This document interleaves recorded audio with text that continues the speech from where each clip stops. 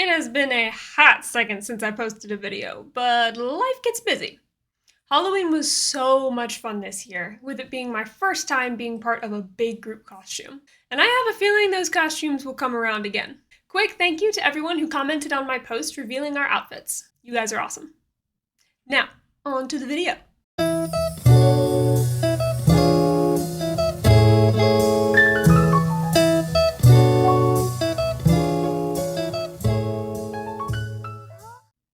Hello, my mushrooms! Welcome back to my channel. If you're new here, welcome to my cozy corner of the internet, where I aim to spread autism awareness and hope through my story. With all of the information out there about autism, have you ever wondered what is actually required to get a clinical autism diagnosis? I've talked a lot about what is not required to get an autism diagnosis, but today we're going to be discussing only the required criteria. Quick disclaimer, the DSM-5 is a deficit-based model of autism, which means it only focuses on the negative impact of autism. I don't believe this language is particularly helpful or uplifting, so I will be replacing words like deficit and abnormality with things like challenges. First, you need to understand that autism is diagnosed through 5 fundamental criteria: social communication and interaction challenges, restricted, repetitive patterns of behavior, interests, or activities, symptoms have been present since childhood, symptoms cause significant impairment, and intellectual disability is not required. Today, I will be discussing every trait that is required for an autism diagnosis, according to the DSM-5. Criterion B is excluded in this case, as only 2 out of the 4 points under it are required to be diagnosed with autism. I'll be diving deep into each of the other 4 criteria, showing different ways they could manifest. You don't have to relate with every single one of my examples, just the overarching trait itself. When people think of autism, they probably think of the 4 points under Criterion B: stimming, special interests, sensory sensitivities, or difficulties with changes in routine. While these are all interesting topics of discussion, they are all people seem to talk about when it comes to autism. And this can be really damaging and misleading, steering people to a potential misdiagnosis if this is all they know about autism. What most people don't realize is that only 2 of those points are actually required for an autism diagnosis. However, if someone exhibits 1 or more of those well-known behaviors, that doesn't necessarily mean they're autistic. There are several other required criteria for autism that a lot of people don't really acknowledge. So before you clock yourself or someone else as autistic, let's discuss the lesser but crucial criteria for an autism diagnosis. Criterion A: social communication and interaction challenges. This is debatably the most important criterion for understanding autism, because it's the foundation of our understanding of the neurotype. Criterion A discusses social communication and interaction challenges that are present in multiple environments. To be clinically diagnosed with autism, an individual must meet all 3 of these points. Number 1, social emotional reciprocity challenges. Number 2, nonverbal communication challenges. And number 3, challenges in developing, maintaining, and understanding relationships. Well, that sounds fun. Let's go over point number 1 first. Social emotional reciprocity challenges. Because autism is a spectrum, this can look like a lot of different things. Examples from the DSM-5 include unusual social approach, challenges with normal back and forth conversation, reduced sharing of interests, emotions, or affect, difficulty initiating or responding to social interactions. So, what can this actually look like in autistic adults? Well, I'm glad you asked. Number 1. You may have a difficulty or inability to read social cues. I often have a difficulty reading social cues that everyone else just seems to intuitively understand. This leads me to mimic other people's reactions so I don't appear dumb. At least, through other people's point of view. Number 2. You may repeat phrases that were just said or something you've heard earlier. This is called echolalia. And echolalia is one of my main stims. From movie quotes to random videos, I'll often repeat phrases that don't necessarily make any sense just because it feels good. Today, I wanted to eat a croissant. Number 3. You may speak at length about your passions without recognizing the other person's lack of engagement. You mean people get bored when I talk at length about my passions? Number 4. You may ask repetitive questions. I know my mom is laughing at this one right now, because I was the queen of this as a child, and I kinda still am. I like to know all the details, especially if someone is instructing me on how to do something. I need specifics so there are no misunderstandings. And why is my favorite question to ask. Number 5. You may have trouble with the natural give and take of a conversation. A discussion may feel one-sided or scripted rather than a fluid exchange of thoughts and feelings. Every conversation with people I'm not close to feels scripted. I never know what to say because the things I'd like to talk about are often not interesting or weird to other people.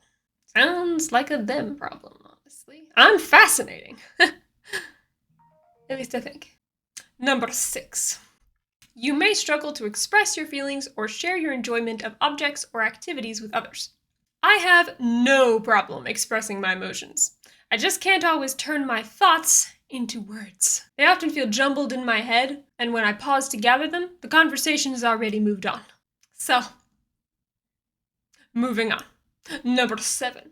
You may not respond to social cues or to others' attempt to initiate interaction. This happened more when I was a child. However, if I'm overstimulated or exhausted from masking, I might be a minute behind processing everything around me. There were multiple times in school where a professor would directly speak to me. I would just nod my head without internalizing anything they said. And these were some of the moments that kept me up at night. If my psychology teacher ever watches this, please know it was not your fault. It was just that time of day. I was done. I was out. My brain gone. Number 8. You may have trouble understanding or predicting what another person is thinking or feeling, which can lead to misunderstandings or being perceived as blunt, rude, or uninterested. Oh, the topic of misunderstandings. Misunderstandings happen every day, in one way or another. I either have issues reading somebody's body language or tone of voice and misinterpret what they say, or vice versa. I can't turn my thoughts into words that people understand. Yeah. I want to make an important distinction between directness and bluntness. Directness does not equal bluntness. And I think this is something that often confuses people. So I wanted to clarify. Autistic people are often very direct with their words, saying exactly what they mean. Maybe not all the time, but most of the time. We're rather known for it. Sometimes this can be interpreted as blunt, but we're not always being blunt. We're being direct most of the time. Bluntness is just an unfortunate consequence of not always being able to tell how direct we're being. Number 9. You develop masking strategies to camouflage your challenges. While effective in some situations, these techniques are often exhausting and do not remove the underlying social difficulty. Examples of masking include mimicking the mannerisms or social scripts of others, over-rehearsing conversations before social interaction, or consciously maintaining eye contact even though it feels uncomfortable. Yes, yes, and yes. All of the above, and more. My mask completely silenced me, because others convinced me that I'm too much.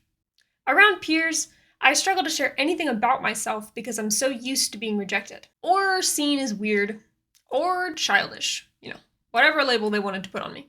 Out of desperation to fit in, I mimic others' mannerisms so I look like I at least understand what people are talking about. And I consciously maintain eye contact despite the discomfort. Number 10.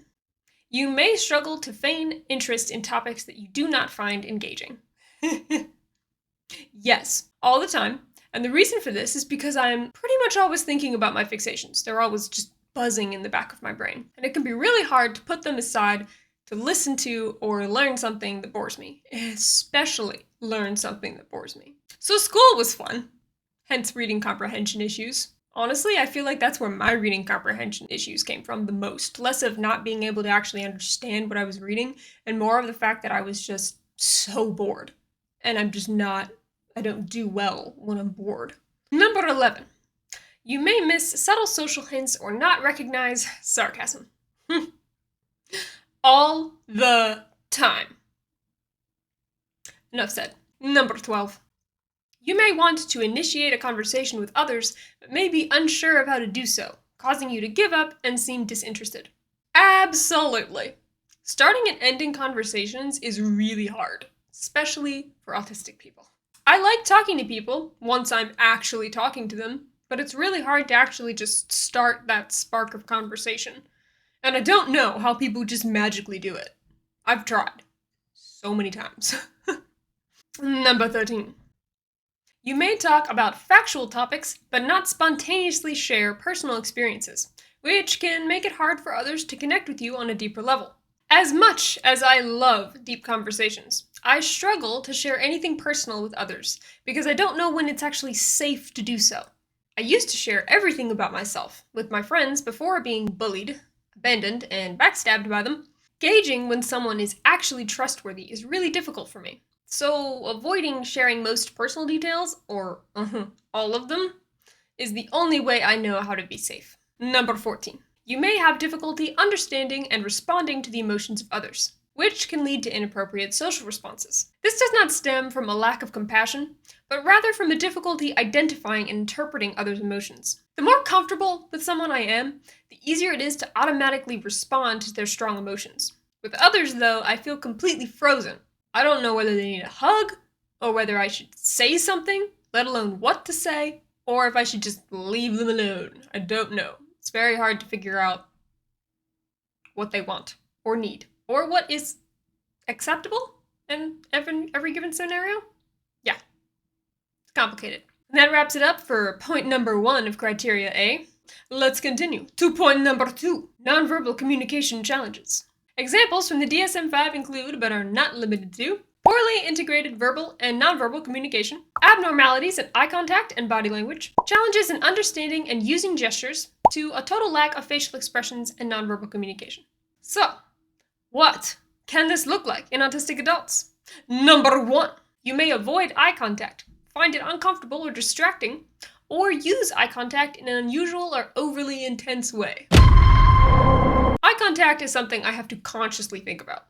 I don't like making eye contact most of the time because it's so uncomfortable, but others will perceive me as disinterested if I'm not making the right amount of eye contact. And the right amount is so hard to figure out. I'll be having a conversation with somebody, I'll be looking at them, and I'll be like, okay, gotta maintain this eye contact. Oh, doing it too much. Okay. Okay, look at them again. Good. Okay. Not too long. Got it. Wait, what were they saying? Oh dear. Yeah. Go something a little bit like that. Kind of distracting.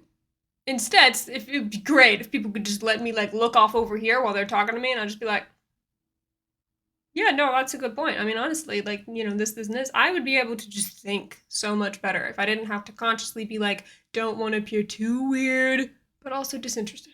Why does it matter so much? And how do you people just know how much eye contact to make? I mean, seriously. How do you people just know this? Enough said. Number 2. You may struggle to align your tone of voice, body posture, or facial expressions with what you are saying. There is definitely a disconnect between the words that come out of my mouth and my body language. For example, my facial expressions are expressive when I'm comfortable, but when I'm not, I don't always know which facial expression to use for any given scenario, so I mimic other people. I don't want to appear like I'm not interested in what they're saying, so I attempt to make the right facial expression to express interest without under or overdoing it. It's the same thing with eye contact. It's literally like, as I'm focusing on making the right amount, of eye contact with you, I'm also trying to be like, okay, well, my face can't look like this. Or like this. So it's gotta be somewhere in between. Can't be too or just, just about to flip tables over here. I'm just like, dude, what do you want from me? If you want me to listen to you, let me do what I need to do to actually listen to you. Okay. Glad we got that over with. All right. Number 3. You may not recognize implicit social cues from others' posture or movements, or display a lack of spontaneous, communicative body language when interacting with others. What a mouthful.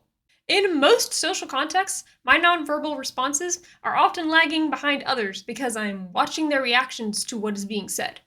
I might laugh a little bit late, change my facial expression to match another person's, or repeat something that somebody already said. For example, I'll be in a group conversation, right? And they'll just be saying something, and then suddenly everybody laughs, and I'm like, oh my gosh, I have no idea what's funny. How is that funny? What they said wasn't funny, so why would I be laughing? But everybody else is laughing, and if I'm not laughing, then I look like I'm a weirdo. Therefore, yeah, that's funny. Moving on. You know what I mean? Like, number 4. You may have a flat or limited range of facial expressions, or the complete opposite. Can you tell which one I am? Yep, that's right. I am extremely flat-faced. No. I am definitely on the expressive end. When I'm comfortable, I am extremely expressive with my face. My emotions are always on my sleeve unless I'm masking. Number 5. You may struggle to use gestures, like pointing, to signal shared attention or misinterpret the gestures of others. For me personally, I don't really relate with this one. I understand gestures, but autism is a spectrum, so you're not going to check every box for it, and neither am I. So, we're moving on. To point number 6. You may have unique differences in the pitch, volume, or tone of your voice. Your speech or voice may sound monotonous, robotic, or inappropriately loud or soft for the context. I've definitely had moments, especially as a child, where I spoke inappropriately loud for the context of the situation. This isn't really common that much anymore. I guess I just kind of learned by watching other people, like generally when not to talk too loud, but honestly, there are still times where I'll be like just talking, and somebody will be like, gosh, calm down. I'll be like, what? I'm not even stressed. Like, I'm just talking. You know what I mean? Like, this is the kind of miscommunication stuff that I don't know how to explain. It just happens. A lot. On to point number 3 of Criterion A. Challenges with developing and maintaining relationships. My personal favorite. See, that was sarcasm. I can use sarcasm, but when other people use sarcasm, I'm like, what? Examples from the DSM-5 include, but are not limited to, difficulties adjusting behavior to suit various social contexts, difficulties in sharing imaginative play or in making friends, to absence of interest in peers. So what can this look like in autistic adults? Number 1. It's getting really intense again. You may not realize that a professional demeanor is needed in a work meeting and interact with your boss in the same casual way you would with a friend. Guilty. There have definitely been times where I speak to my boss in a much more informal way than I probably should. Both of us are very direct people, and sometimes I don't realize that my directness can come off as mildly inappropriate for a professional setting. Thankfully, though, he's pretty understanding, so most of the time he just laughs it off. Number 2. You may desire friendships, but struggle to form them due to different social approaches. Your attempts to connect with peers can appear unusual or unsuccessful. Making friends was so much easier when I was a child. I went to a hybrid school that only had about 20 to 40 people in my grade. Back then, my playful, rather intense personality wasn't weird to 2 out of 3 of my friends, so it was easier being myself.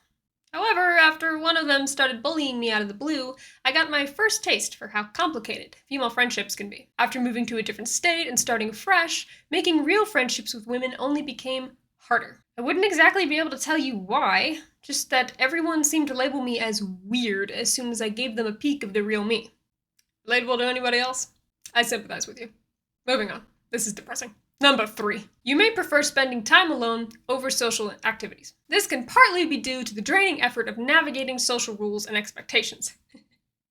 Though you still desire connection. For me, this is a yes and no kind of scenario. I am actually extremely social, but only with my family. I would choose to hang out with them 90% of the time, and of course, my husband is like my favorite person on the planet, so I would always choose to hang out with him over being alone. And I know that sounds kind of weird to a lot of autistic people, but spectrum. For everyone else outside my family, I have to pretend I'm not odd. Number 4. You may not pick up on subtle social cues that indicate a change in expected behavior is implicitly requested. My goodness. For example, you may not realize that you are overstaying your welcome in a conversation or a group setting.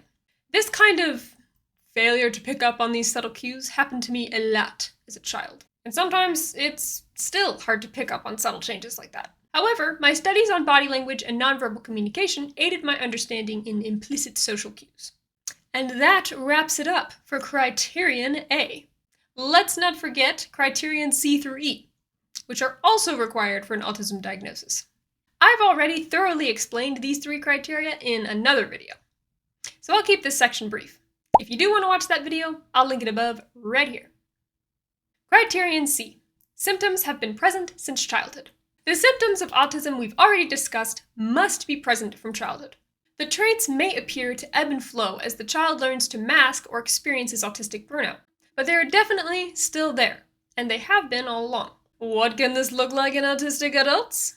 Well, you may have a history of one-sided conversations because you are focused on a narrow range of topics or have a difficulty sharing interests and emotions with others, or you may have a past lack of understanding or difficulty using body language, facial expressions, or eye contact, and have trouble reading social cues from others. Or you may have had a lifelong struggle of making friends and maintaining relationships. Moving on to Criterion D.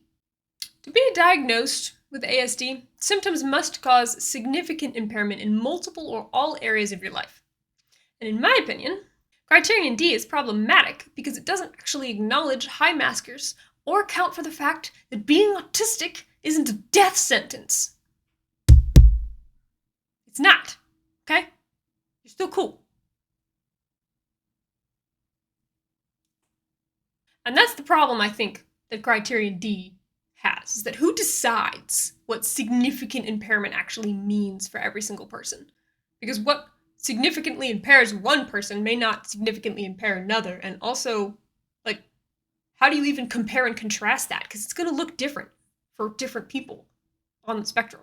It's like the high maskers still experience like miscommunication issues and friendship problems and, all of that stuff, which can cause like issues in their life, They don't have to be, you don't have to be nonverbal, or you don't have to be constantly alone and not able to function at all just to meet this criterion. You know what I mean? So what can this look like in autistic adults? Well, you may have a difficulty maintaining eye contact or understanding body language. Or you may take things very literally, leading to misunderstandings in conversation. And as I previously mentioned, this can cause a lot of problems. A lot of problems just in maintaining social relationships in general. That by itself, to me personally, would be enough to cause significant impairment, especially if it happens every day. I mean, come on. Who's in charge of this? Anyway, you may have anxiety in social situations, or have trouble making friends or maintaining relationships, probably because of the miscommunications that keep happening. Or you may be perceived as blunt or rude, even without meaning to. That's me every day. If you couldn't tell, I'm rather direct. Or you may have challenges with professional development or job performance due to social or communication difficulties. Or you may have trouble with the small talk or nuances in conversation, or have anxiety, or become stressed when routines are disrupted. Or you may have a difficulty with day-to-day tasks like grocery shopping or public transport due to sensory sensitivities. Or you may have emotional or behavioral challenges that significantly impact the ability to function independently. So there are a lot of different ways that your life can be impacted by autism. And I don't really like the idea of just putting in somebody else's hands, be like, here, you tell me if it significantly impacts my life. No, I'm living my life. I'm telling you it significantly impacts it. Yep, every day, every moment, pretty much. Because it's the way I think, It's just my way of thinking. I can't change that. So it's going to affect life. And sometimes not in the most positive ways. Anyway, all right, enough said on that. Criterion E. Intellectual disability is not required. There really isn't a lot to say about this one, because what it basically is just that before getting clinically diagnosed with autism, they have to rule out several other mental conditions that used to be lumped together with it. And with that, we are done. Those are all the required criteria for ASD. If you would like more information on these criteria, please check out my video where I decode all the criteria for autism. I'll link it above right here. And if you enjoyed this video and you want to become a mushroom among wildflowers, please consider subscribing to my YouTube channel or my blog. Both are appreciated. And I'll see you in the next one.